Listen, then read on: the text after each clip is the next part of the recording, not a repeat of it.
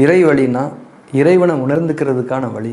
இறைவன் நம்ம மேலே திருப்தி அடையக்கூடிய வகையில் நம்ம வாழ்க்கையை வாழ்ந்துக்கிறதுக்கான வழி. வாழ்க்கையோட உண்மையான நோக்கத்தை உணர்ந்துக்கிட்டு அந்த அடிப்படையில் வாழ்க்கையை வாழ்கிறதுக்கான வழி.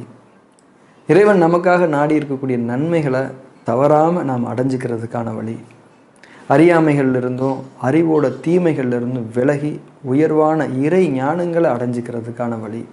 அந்த இறை ஞானங்களை கொண்டு நம்ம நோய்கள்லேருந்து சுகம் அடைஞ்சிக்கிறதுக்கான வழி. நம்மளோட எல்லா தேவைகளுக்கும் இறைவனை மட்டுமே முன்னோக்கி பொறுப்பேற்படுத்தி நாளைய வாழ்க்கையை பற்றின பயம் இல்லாமல், கவலைகள் இல்லாமல், நம்பிக்கையோடையும் பொறுமையோடையும் வாழக்கூடிய லேசான வழி.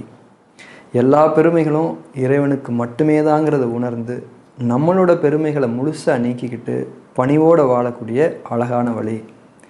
இறைவனுக்கு இணை வைக்காமல், அதாவது மனிதர்களையும் குருமார்களையும் தெய்வங்களாக்கிக்கிட்டு வணங்காமல், வணக்கத்திற்குரியவன் அகிலங்களின் அதிபதியான இறைவன் மட்டும்தான் மனசார ஏற்றுக்கிட்டு வாழக்கூடிய உண்மையான ஆன்மீக வழி. இந்த மாதிரி நிறைய சொல்லிக்கிட்டே போகலாம். மொத்தத்தில் மனிதனாக வாழ்கிறதுக்கான ஒரு வழி. மனசில் எப்பயுமே அமைதியோடையும் சமாதானத்தோடையும் வாழக்கூடிய வழி. நன்மை தீமைகளை பிரித்து பார்த்து தீமைகளை உறுதியாக விளக்கி நன்மைகளில் வாழக்கூடிய உன்னதமான வழி தான் இறை வழிங்கிறத நாம் உணர்ந்துக்கணும். இறை வழியில் வாழ்கிறதுக்கு எல்லாருக்குமே விருப்பம்தான். ஆனால் அதில் நிறைய விதமான சவால்கள் இருக்குது. அதுவும் பொருளும் பணமும் அலங்காரங்களும் கவர்ச்சியும் தான் முக்கியம்னு நினைக்கக்கூடிய மனிதர்களுக்கு மத்தியில் இறை வழியில் உறுதியாக தொடர்ச்சியாக வாழ்கிறதுக்கு நிச்சயமாக நிறையவே கஷ்டங்கள் இருக்கும். அதையெல்லாம் சமாளித்து இறை வழியில் தொடர்ந்து உறுதியாக பயணிக்கிறதுக்கு நம்ம மனசை நம்ம தயார்படுத்திக்கணும். அதுக்கு உதவக்கூடிய ஒரு எளிய வழிமுறை தான் இறை வழி தியானம். பொதுவாக தியானம்ங்கிறதே மனசை செம்மைப்படுத்திக்கிறதுக்கான ஒரு வழிமுறை தானே.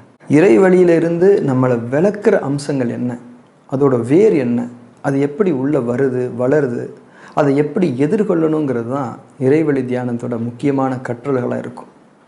இறைவழி தியான வழிமுறைகளில் சடங்குகள் இல்லை, சம்பிரதாயங்கள் இல்லை, மந்திரங்கள் இல்லை, மதம் இல்லை, பிரிவினைகள் இல்லை, வழிபாடுகள் இல்லை. முக்கியமாக இங்கே இந்த இறைவழி தியான வழிமுறைகளை கற்பிக்கக்கூடிய ஆசிரியரை இறைவன் அவனோட வேதங்களில் சொல்லியிருக்கிற செய்திகளை சிந்தனை அடிப்படையில் புரிஞ்சுக்கிட்டு மாணவர்களுக்கு விளக்கமாக சொல்லித்தரக்கூடிய அறிவிக்கக்கூடிய ஒரு அறிவிப்பாளராகத்தான் பார்க்குறோம். ஆசிரியர் அன்பிற்குரியவர், இறைவன் ஒருவனே வணக்கத்திற்குரியவன் அப்படிங்கிறதுல ஒரு உறுதியை இங்கே கடைபிடிக்கிறோம். உண்மையில் இறைவனே தான் ஒவ்வொருத்தருக்கும் மானசீக குருவாக இருந்து அவங்க உணர்வுகள் மூலமாக இறை வழியில் வாழ்ந்துக்கிறதுக்கான வழிகாட்டல்களை தந்து அவங்கள வழி நடத்துகிறான், உயர்த்துறாங்கிறது தான் இறைவழி தியானத்தினுடைய அடிப்படை கோட்பாடு.